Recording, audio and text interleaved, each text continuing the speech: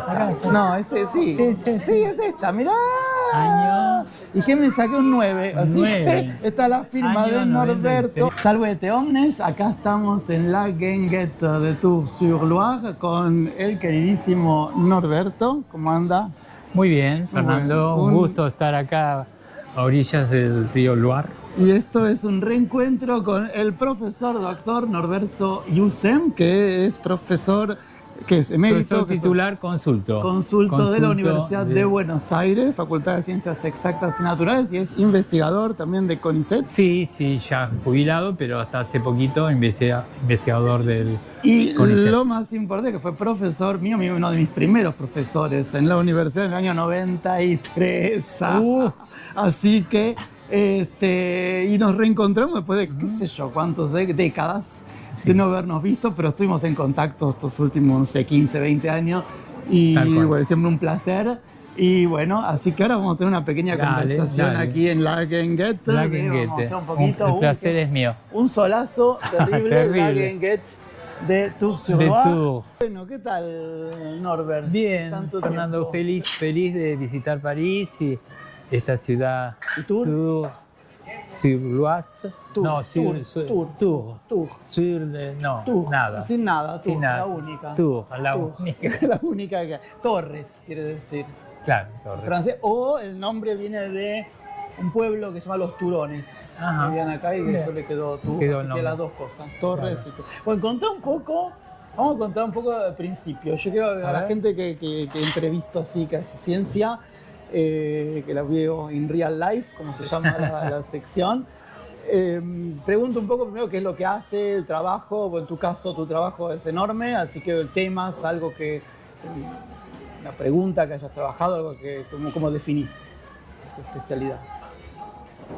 Bueno, yo soy egresado de la Facultad de Farmacia y Bioquímica, en la prehistoria. De la UBA. De la UBA, importante decir, universidad pública, tan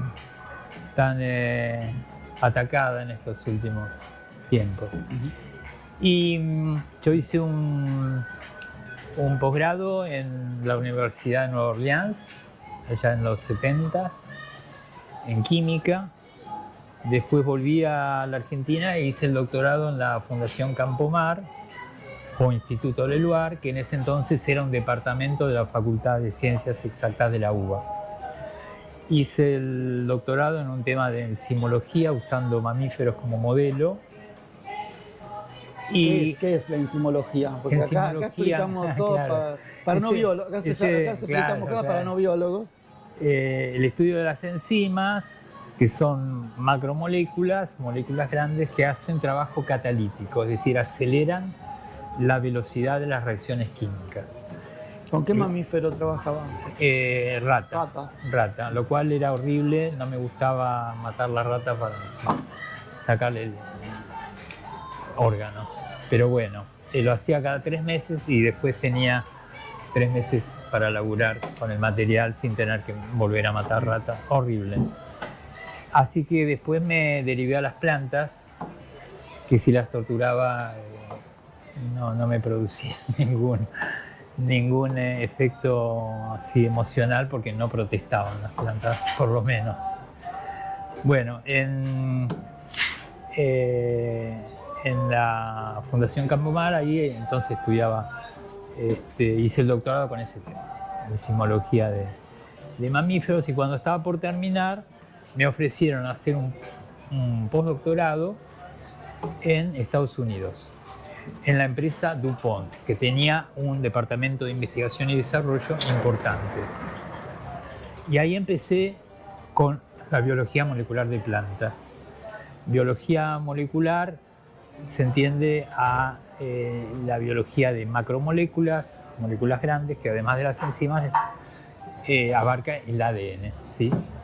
Ácido desoxirribonucleico, o DNA, por las siglas en inglés, DNA, donde está toda la información genética que tenemos. Nosotros, los animales, y las plantas también, y las bacterias también, y el código es universal, ¿sí? ¿Qué quiere decir que es? Que es universal, que la secuencia de nucleótidos, que son 4 nada más, A, T, C y G, determina qué proteína se va a fabricar. ¿Y para qué sirve fabricar una proteína? Y porque son las moléculas que hacen el trabajo sucio en la célula.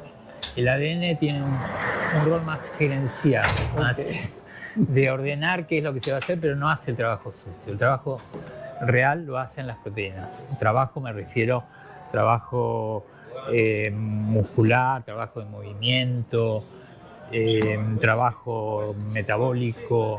La célula hace trabajo y para eso necesita las enzimas, las proteínas. Y la macromolécula que comanda qué es lo que necesita la célula es el ADN. Y ese orden de nucleótidos implica una proteína determinada, ¿sí? Y el mecanismo de descodificación es igual en todo tipo de organismo. Eso quiere decir universal. Impresionante. Es impresionante. Es impresionante. Sí. Ahí no hay barrera de especie. No. Y tiene sentido porque nosotros venimos de organismos unicelulares, las bacterias. Todo empezó ahí. Los primeros organismos, casi toda la comunidad científica cree eso, que los primeros organismos en nuestro planeta fueron las bacterias. ¿Sí? Entonces el ADN surgió en esos organismos primitivos y después los organismos se fueron complejizando. Eso lo estudia la parte de la biología que se llama evolución. Entonces, bueno, es lógico que el código genético es universal. En realidad, que sea universal robustece la hipótesis que derivamos de una sola célula. Sí. Claro.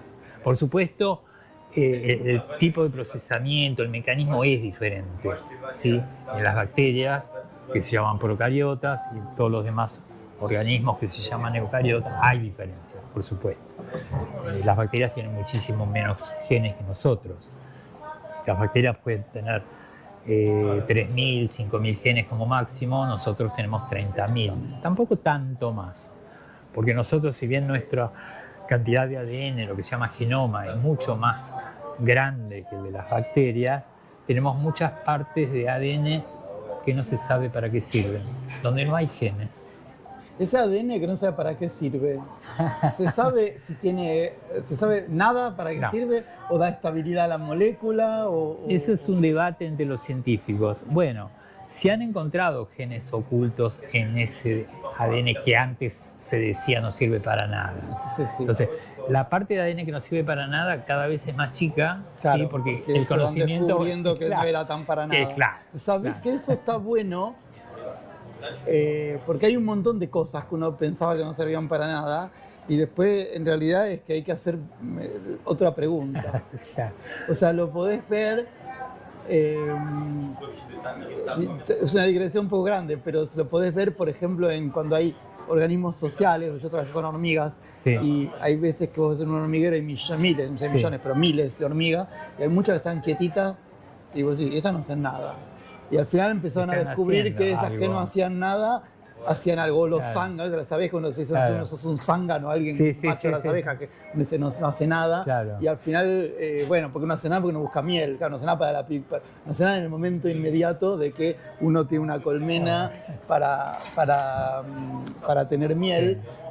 Pero sí hace algo en la regulación de toda la sociedad. Entonces está interesante eso, porque es muy interesante. No tiene todo Hubo investigadores que hasta dijeron es junk DNA. Junk en inglés es basura. Claro. De manera muy despectiva. Y resultó después que en ese junk DNA, basura, había genes. Claro, entonces no era Ahora, junk. En las partes de ADN que no se descubrió ningún gen, en realidad no se sabe. ¿Qué función tiene? Si es para estabilidad. Quiero pedir que me cuentes más concretamente tu trabajo, tus preguntas o tus últimas cosas, tus últimas. Toda la vida por ahí no, pero... Claro, ahí en la empresa DuPont, en la ciudad de Wilmington, estado de Delaware, Estados Unidos, yo hice un postdoc trabajando en el tema que me sugirió mi jefe entonces, que también era argentino, Hugo Skolnick, que se había propuesto descubrir genes vegetales que tuvieran que ver con la resistencia al estrés por falta de agua. Bueno, yo me acoplé a ese proyecto y descubrimos un gen que lo llamamos, le pusimos un nombre medio de fantasía, ASR, A por ácido abscísico, que es una hormona vegetal que promueve la transcripción de estos genes que descubrimos. Transcripción es una parte del mecanismo de procesamiento de los genes. El ácido abscísico hace que la molécula crezca, ¿no? Sí, que la planta crezca, que se ramifique. Sí. Que se ramifique o que crezca en estirada, no, que se ramifique, ¿no? Que se ramifique, no es tiene varias funciones. No es cuando podás. Tiene varias funciones. No era, o al revés, espérate, pregunta, mi pésima memoria. Cuando uno poda la puntita de la planta. Ahí no me acuerdo qué hace el ácido abscísico. Hace un montón de cosas. Hace un montón de cosas. Una hormona vegetal que hace un montón de cosas. Okay. Sí, por ejemplo, ante una situación ambiental de sequedad, cierra los estomas, que son células especializadas de las hojas, para evitar que salga más agua por evaporación. Es decir, cuida la poca agua que tiene la planta. Y pusimos A por abscísico, S por estrés por falta de agua, y R por ripening, que en inglés significa maduración, porque vimos que estos genes también tienen que ver con la maduración de los frutos de tomate. Nosotros usamos como modelo tomate porque es el modelo que usaba el director del postdoc que tenía en ese momento en DuPont. Y bueno, después volví a la Argentina, golpeé la puerta en un montón de lugares y me aceptaron en el INTA, donde estuve varios años, creo que 7 años, y recuerdo haber traído en un frasquito el ADN de ese gen, sí. Y seguí con mi trabajo que había iniciado en el postdoc, ahí en Estados Unidos, en DuPont. Seguí en el INTA. Y bueno, le dimos... ¿Qué sede? Castelar, provincia de Buenos Aires. Castelar, ahí conocí a algunos alumnos que después fueron estudiantes de doctorado míos, como Fernando Carrari, Gustavo Gudesblatt. Y encaramos el estudio de estos genes desde varios puntos de vista: fisiológico, bioquímico, evolutivo.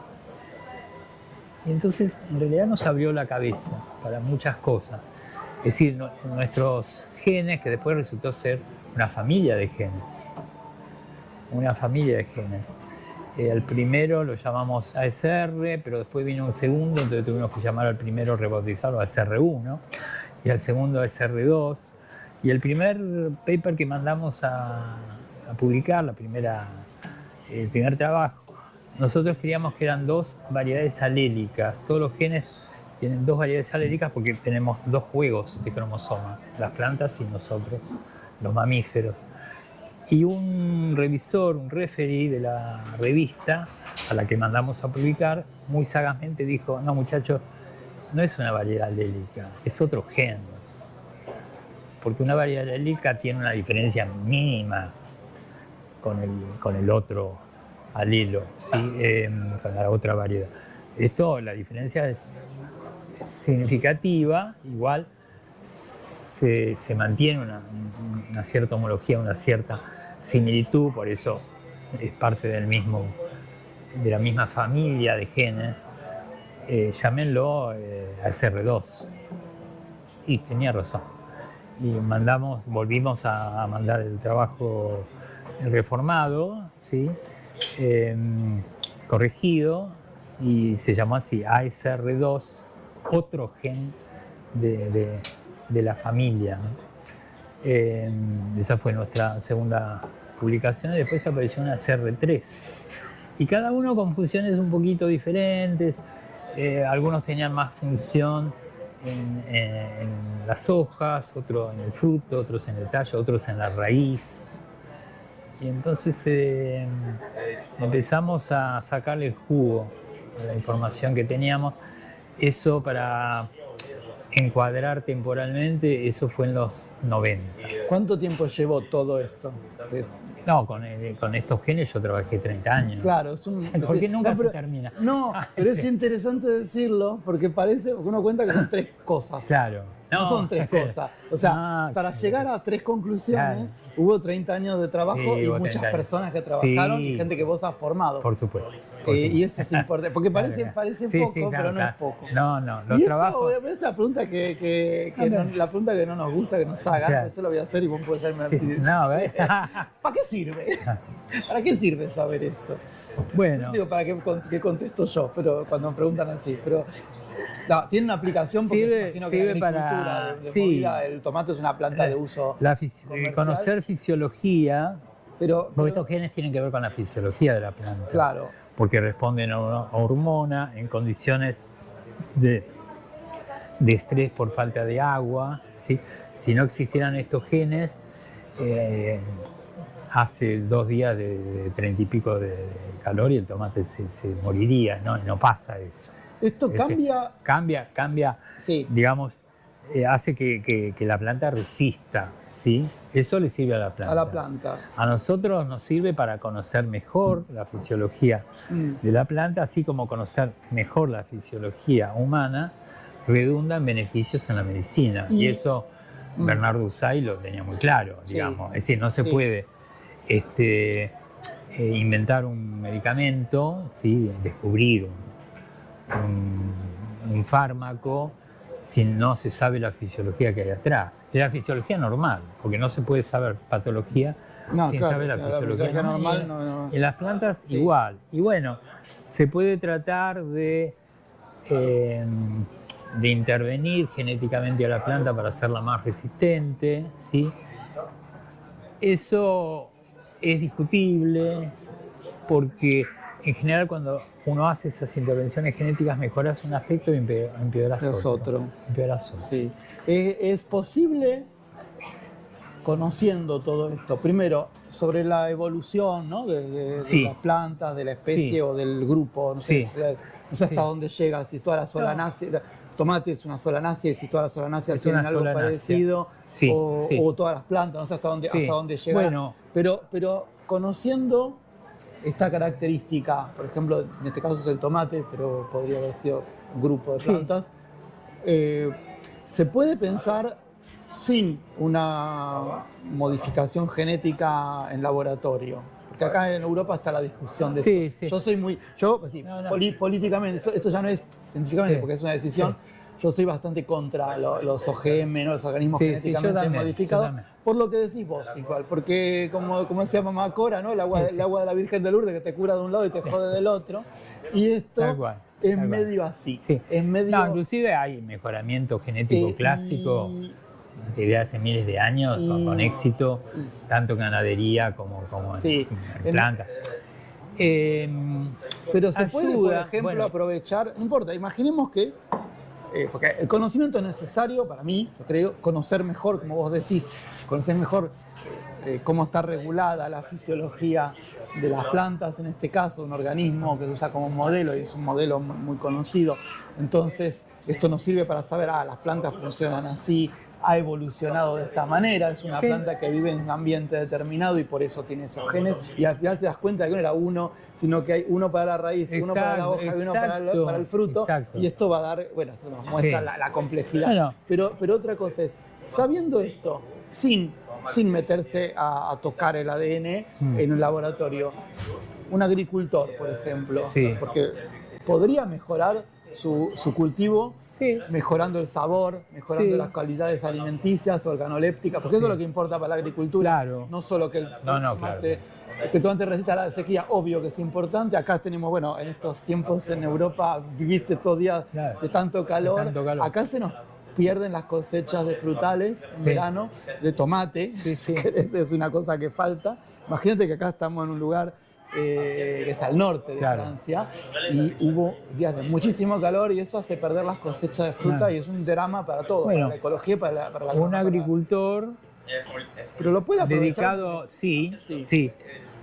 prestando atención a varios aspectos fenotípicos. Fenotipo es la planta que uno ve. La planta que uno ve, el sabor también sería un fenotipo.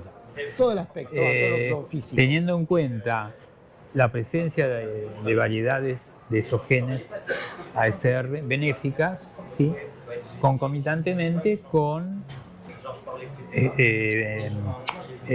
individuos que son agradables al sabor, por ejemplo, ¿sí? Entonces, el agricultor mejorador tiene que tener en cuenta todos estos aspectos fenotípicos, además de, por ejemplo, en este caso, monitorear la presencia de variedades benéficas de este gen, por supuesto.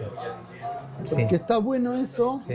porque a veces hay dos cuestiones. Una es que hay mucha gente que hace biología molecular y genética y como se reembala, dice, mirá, le ponemos así en laboratorio, hacemos tal variedad y la podés plantar en todos lados. Sí.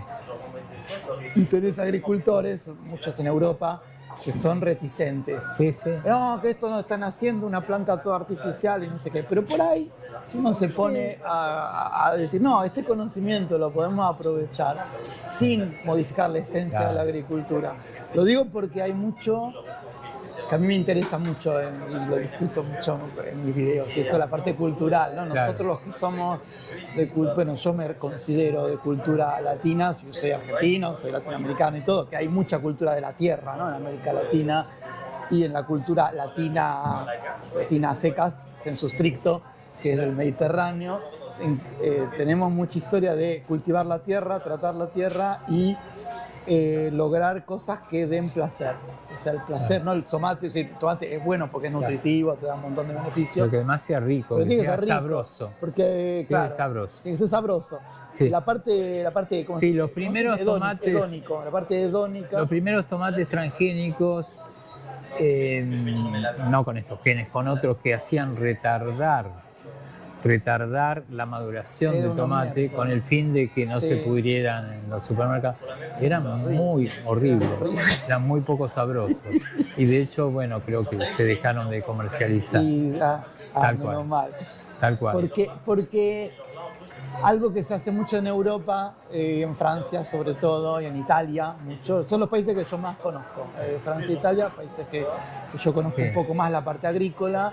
No soy un experto, pero como soy un consumidor y biólogo, entonces algo que les interesa también es asociar una variedad a una localidad. Ajá.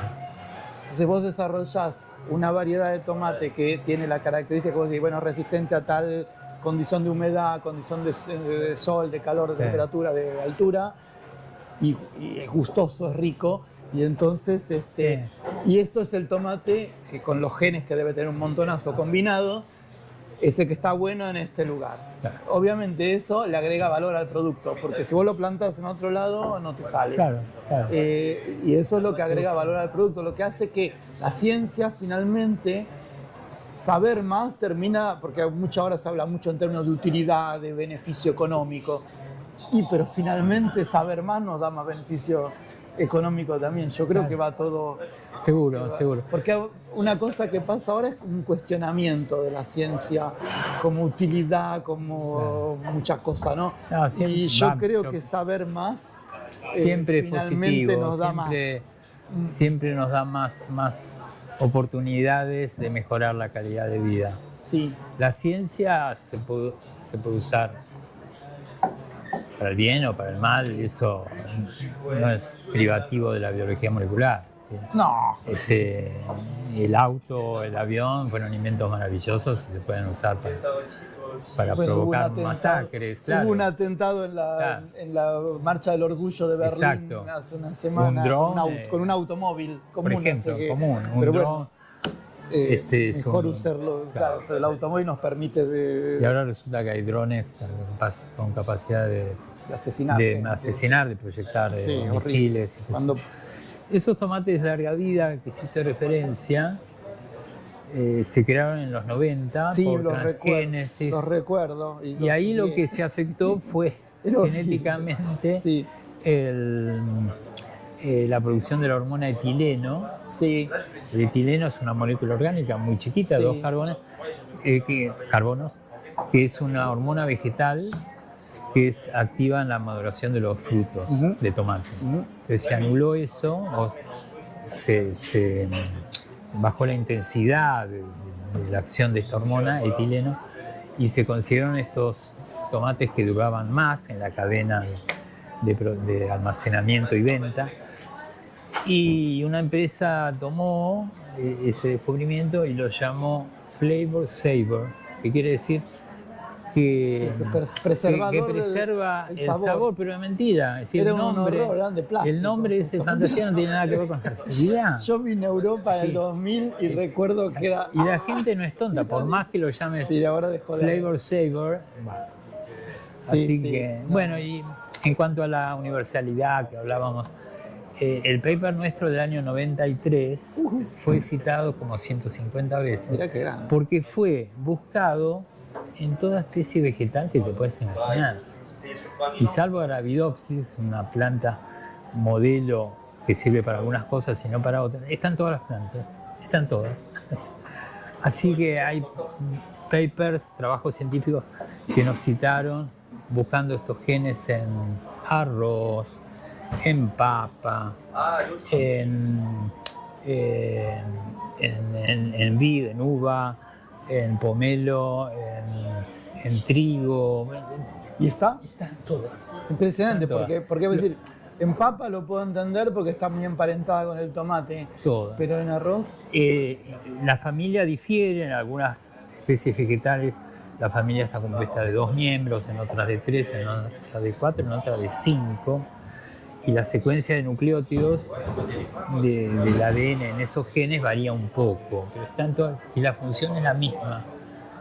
Protección frente al calor. Es una cosa que debe venir de algún ancestro en común. Sí, hay trabajos de evolución, algunos nuestros y otros de otros autores, muy, muy interesantes. Y se han armado árboles filogenéticos que son... Con ese gen. Sí. ¿Pero es el árbol filogenético del gen o de las plantas? De ambas maneras se puede hacer. Y es muy interesante, ¿no? ¿Qué planta fue la primera que tuvo estos genes? Y después en cuáles especies se expandió la familia de 3 a 4. Muy interesante. ¿Cuántos genes? ¿Cuántos genes? Sí. ¿Qué es un gen? Un gen es, qué buena pregunta. Claro, porque no hablamos de genes media hora, pues si llegaste hasta acá... Es un segmento de ADN que es procesado. Procesado, ¿qué quiere decir? Que se copia a una molécula muy similar que se llama ARN. El ADN se copia a una molécula muy similar que se llama ARN. Ese proceso se llama transcripción, no importa. Si sucede eso, la secuencia original de ADN es un gen. ¿Sí? Si no hace eso, no encuadra en la categoría de gen. Ha cambiado la definición de gen. Sí. Ha cambiado. Antes se decía que un gen era un segmento de ADN que producía una proteína indirectamente. Pero después aparecieron genes que no culminaban en la fabricación de una proteína por parte de la célula. Y no era práctico excluir a esos genes, a esas secuencias de ADN de la categoría genes. Entonces se empezó a incluir a eso, aún los que no fabrican proteínas. Es decir, genes activos, secuencias de ADN activas. Eso es un gen, una secuencia de ADN activa que le hace algo a la célula. ¿Sí? Hay secuencias de ADN que no sabemos si hacen algo. Entonces, por ahora no las llamamos genes. Pero eso no quita que en el futuro haya secuencias de ADN que ahora no las consideramos genes, que en el futuro sí sean considerados genes. Pregunta para ir... Sí.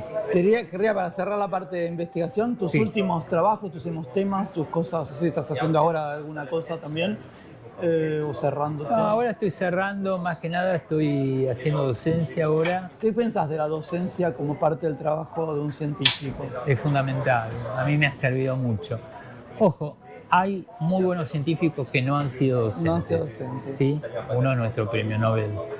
¿Bernardo Usay? No, Usay. Usay era docente. Usay fue profesor de mi papá, mi viejo, en la Facultad de Medicina, y llevaba al perro que torturaba en la Las clases teóricas eran con actividades prácticas, en la actividad. Y mi viejo, claro, pues él estudiaba fisiología. Era otra época. Otra época. Bueno, mi viejo dice que era un profesor excelente. Y debería Más ser. allá de eso, Y que debería en ese ser. momento se aceptaba. Ahora, ¿vos qué pensás de eso? Yo te cuento porque te voy a hablar de mi caso, si querés, de mi caso como docente.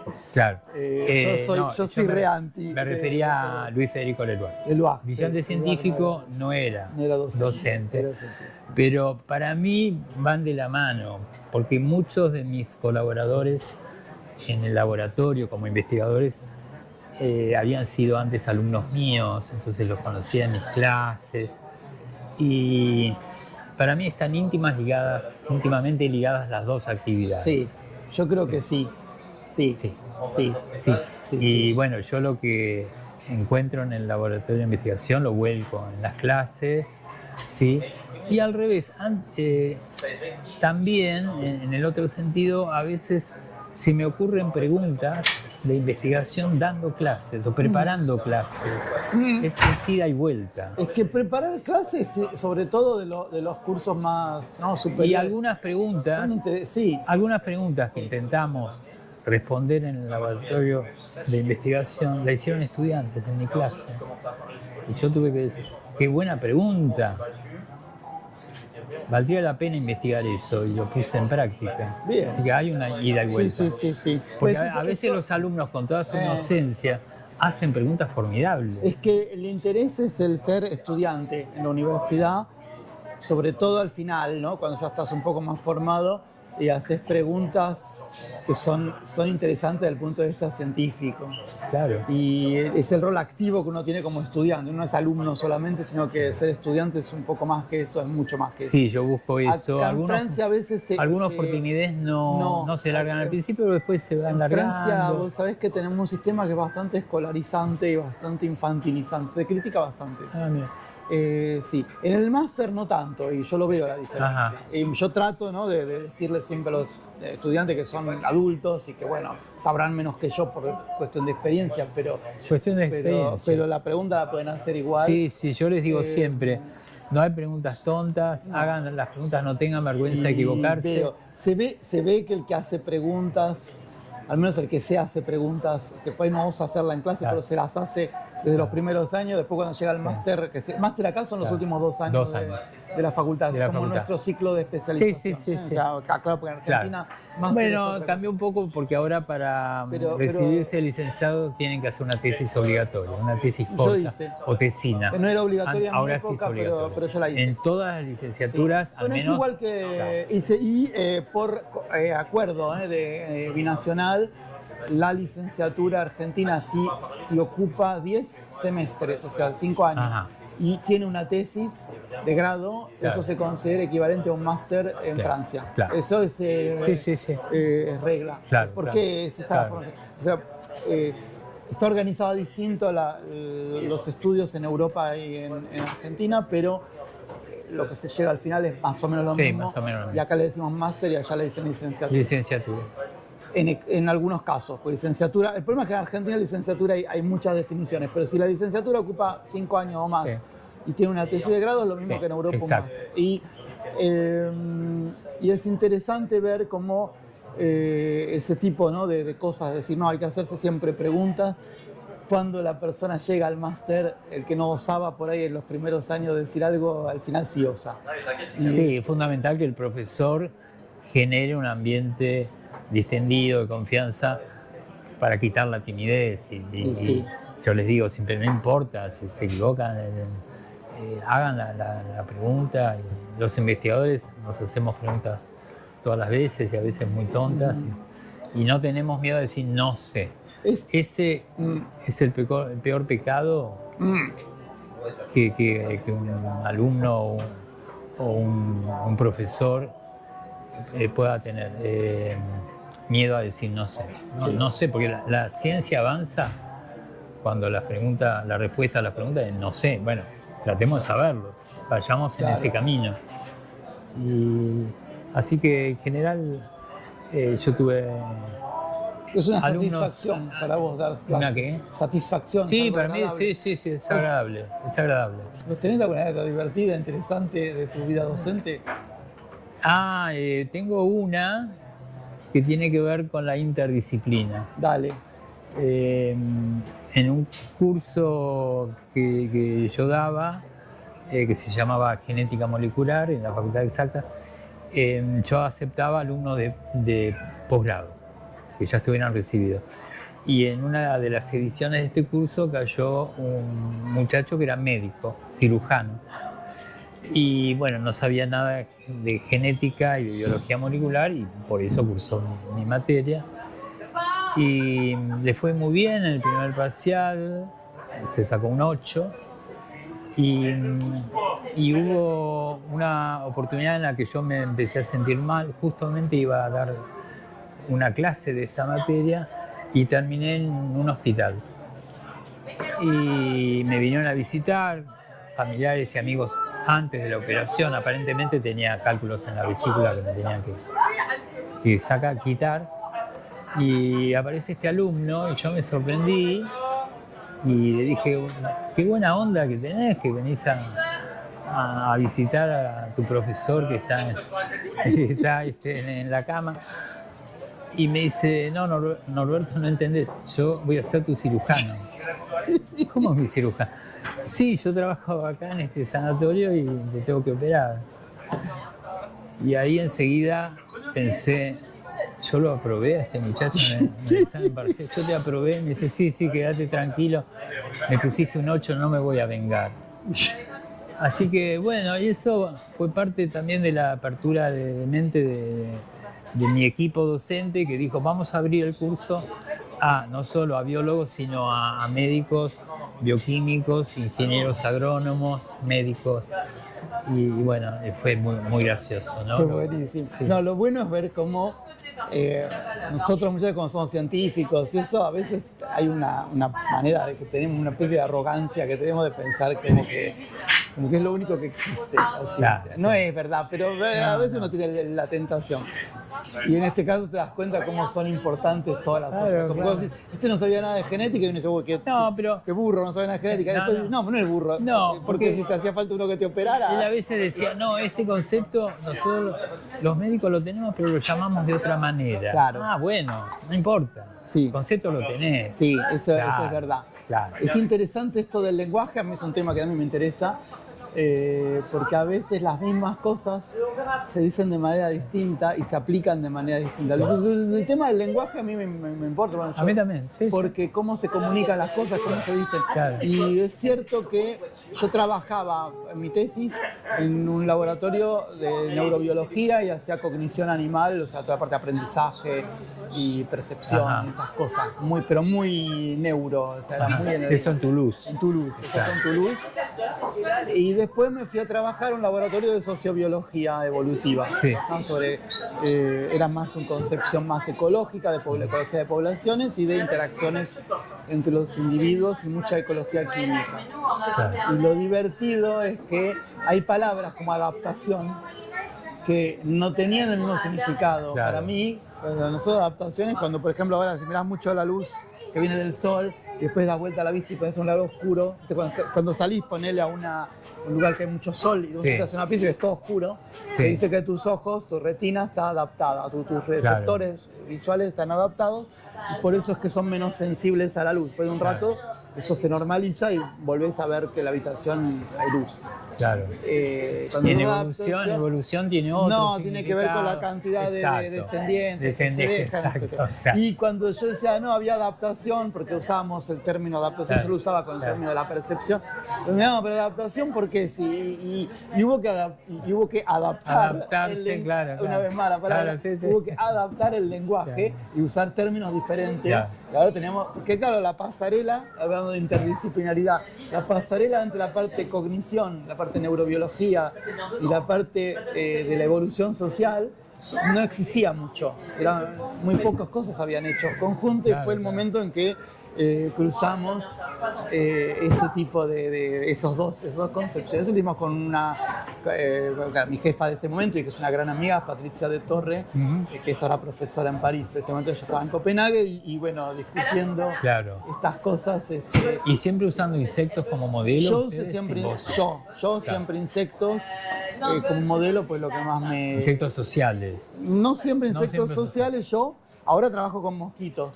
¿Tú trabajaste con abejas? Con abejas, hormigas. Con hormigas. Trabajé una vez con mariposas, que son unas mariposas que son plaga de cultivos. Bueno, es neurobiología, pero con estas mariposas que no son insectos sociales. Y luego, acá, desde que estoy en TUC, trabajo con mosquitos, con larvas de mosquito, que tampoco son insectos sociales. Claro. Son antisociales. Pero estaba con la larva no pica. No, claro. Pues yo tengo una anécdota que referimos hace unos minutos, pero vamos a darla de vuelta con vos.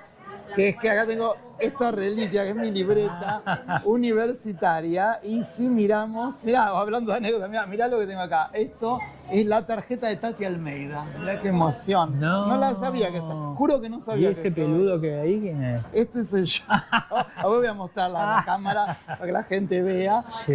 Más anécdotas, mirá, esto lo corrigieron porque pusieron que yo nací en provincia de Buenos Aires. ¿Está fraguado esto? No, está validado porque me pusieron provincia de Buenos Aires, a mí no me importa dónde nací, que si es provincia, si es ciudad de Buenos Aires, pero se equivocaron y cuando pedí el título hubo que hacer todo un trámite de corrección. Mostrar tu foto y después la voy a mostrar, sí.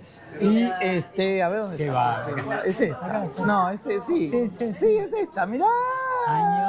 ¿Y qué me saqué? Un 9. Así que está la firma de Norberto, 30 de agosto de 1993. Era nuevito, profe. Y USEM dice acá. Fue el año que gané mi primer concurso profesional. Así que mirá la nota que me puso. Bien, porque no soy cirujano. Al cirujano puse 8, a vos te puse 9. 9, pero bueno, no soy cirujano, pero bueno. No, este año fue un grandioso. Otro 9 análisis matemático, cosas vederes que no crederes, y así. 8 en botánica. Bueno, muy buen alumno. Empecé bien. Después no muestro más. Mostrarla. Después lo mostramos. No muestro más porque después hubo otras notas. Pero no hubo problema, así que bueno, acá está, también mostramos también la tarjetita de Tati, la vio ella en la mano, así que... Sí, yo la vi hace poco a Tati, antes de morir, en un acto, no me acuerdo cuál, sí, estaba entera, lúcida. Sí. ¿Qué pensás? Ahora vamos a hablar un poco para ir terminando. ¿Qué te parece? Dos cosas. ¿Qué te parece del rol ciudadano, militante político? Vamos a empezar de vuelta. Quiero hacerte una pregunta. ¿Qué te parece a vos del rol ciudadano que tiene un científico? El científico tiene que ser actor político, la política tiene que prestarle atención a la ciencia. Sí, un científico tiene que manifestarse políticamente. Creo que cualquier ciudadano tiene la responsabilidad de manifestarse políticamente, porque la política incide en la vida de todos, ¿sí? Que se privilegia para el bienestar común, que que actividades se desfinancian o se financian, y eso es política. Sí.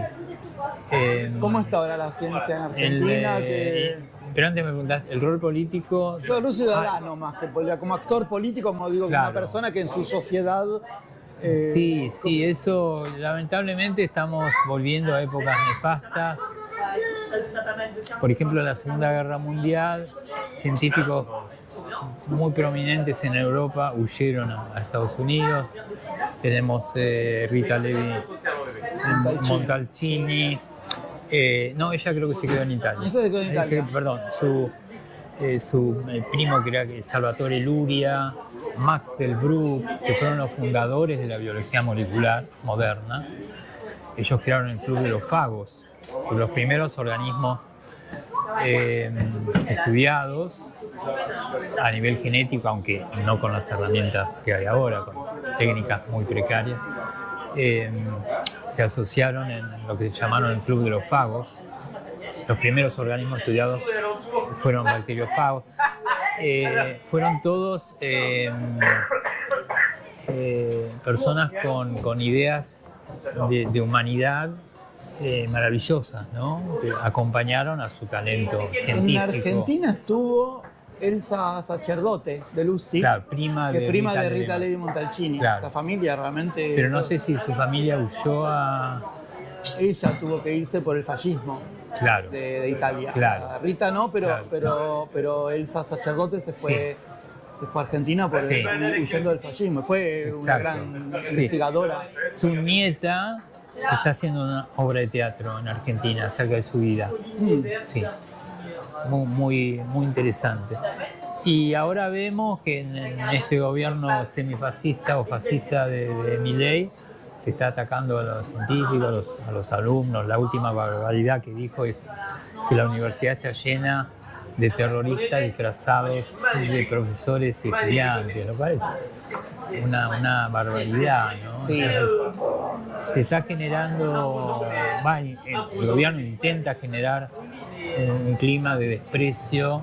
Impresionante, es impresionante este desprecio contra todo lo que es educación, Claro. todo lo que es conocimiento, Claro. y decir Sí, aparte, terrorista... toda la humanidad goza de los beneficios de la ciencia. Los teléfonos celulares son productos de investigación Sí, científica, claro. por decir uno entre miles. Entre mil, si querés la más cercana es la Entonces, salud, ¿no? Digo, antes la sí, gente se moría a los sí, 40 años. exacto. Si yo te Claro. infectaba, te moría. Y otra es, no, es terrible ese Terrible. desprecio. Así que la ciencia en la Argentina ahora lamentablemente está provocando una nueva fuga de cerebros, que ya lo vivimos hace 40, 50 años. Volver a eso, la verdad que es muy lamentable. Sí. Muy lamentable. ¿Qué te puedo decir? Y algo fuerte es que el gobierno mismo, que es el garante de la ley, no cumple la ley de financiamiento Claro. universitario. Sí, lo que- sí. Ahora hay un circo en el Congreso que senadores van a votar la ley de extranjerización y cuáles no. Y la conclusión que yo saco es que se vote o no la ley, el gobierno va a hacer lo que quiere porque ya demostró que no cumple con las leyes. Entonces, si no sale la ley votada, emitirán un decreto de necesidad Claro. de urgencia. Así que ahora la situación es muy mala. Yo soy optimista, creo que va a haber una resistencia fuerte. De hecho, mañana en la Argentina hay una marcha muy importante en contra de la ley de extranjerización de tierras. Ojalá que vaya mucha gente. Ojalá. Y el día siguiente, viernes, hay una marcha contra el desguazamiento del Coro Nacional de Niños, que es otro ataque a la cultura. La cultura. ¿Vos qué crees? ¿Que la ciencia y la cultura tienen un rol en la identidad, la Sí, creación? totalmente. Yo creo que sí, y creo que la Totalmente. Yo educación creo que sí. sobre todo. Por O sea, a mí lo que me supuesto. hace... Vos, Por supuesto. vos me preguntas a la gente, ¿qué te hace argentino? Y Sí. yo creo que haber tenido una educación en Argentina, Sí, educación pública, gratuita, laica. laica sobre todo. Yo fui Yo fui a escuela pública. a escuela pública y toda fui a mi universidad vida pública. y mis compañeros eran el hijo del peluquero, el hijo del policía. Bueno, es que... Y eso me generó vínculos sociales muy fuertes. Y teníamos nosotros, había gente con plata que iba a estudiar. Sí, por supuesto. O sea, por supuesto. yo no, porque Sí. mis viejos eran trabajadores, pero Sí, también había, sí, sí, sí. como que no era esa la historia. No, pero no después era. cuando vos te ves con gente de Argentina afuera, sobre Sí, todo, sí. bueno, ¿y qué te une? Sí. Y bueno, el hecho de haber tenido... No, mi padre era médico, tenía un buen pasar y podía haberme mandado a una escuela privada, pero ni se le No lo ocurrió. No. ¿Vale la pena estudiar ciencia hoy? Sí, vale la pena. ¿Vos decís que está bueno para Sí, la vida está de bueno. uno? ¿Hace Sí, bien? sí, hace Yo bien. creo que también. Hace bien y también involucrarse en actividades culturales. Sí. Ir al teatro, ir al cine, Sí, sí. leer. Leer. Hábito que está desapareciendo en la juventud. Que cognitivamente leer y el audiovisual no es lo mismo. No es lo mismo. Y No, son los dos cosas padres- que hay que hacer las Los dos padres cosas. responsables están limitando el tiempo de sus hijos con las Y pantallas. yo espero que los adultos sean responsables y lo hagan también, Sí, porque bueno. no son porque a veces le No, achacamos, claro. Sí, le sí. achacamos a los No, chicos claro. y vos ves a algunos. Y los chicos imitan lo que ven en la casa. Y los viejos, los adultos después deciden, Claro. son los que Después después deciden. apoyan políticamente Claro, y sí, ciertas claro, ideas. claro. Digo, puedes apoyar la idea que querés, pero al menos hacerlo con conciencia Claro, y sabiendo. con responsabilidad. Y sabiendo de lo que estás hablando. Sí. Cosa que se ha perdido el valor de la palabra. Sí. Y eso es lamentable. Sí. Bueno, Norberto, después de esta larga conversación, espero que la gente le haya gustado. Así que quiero Yo la pasé muy bien. ¿Te gustó? Muy cómodo, me gustó. Muchísimas gracias por tu visita acá en la ciudad de Tuj. O sea, Norberto está de paseo, de viaje por París y se vino hasta acá. Gracias a vos, Fernando. Espero que te haya gustado. ¿Te gustó la ciudad al menos? Me encantó la ciudad. Así que vengan a la ciudad, visiten. Sí, vengan a ver. Y bueno, muchas gracias. De nada. Por Gracias todo, porque mirá cuántos años después, gracias a lo que es ser buen profesor, que hace y que buen uno alumno se vuelva a encontrar. En tu casa. Bueno, muchas gracias. Chao, Fernando. Chao. Chao. Valete bene.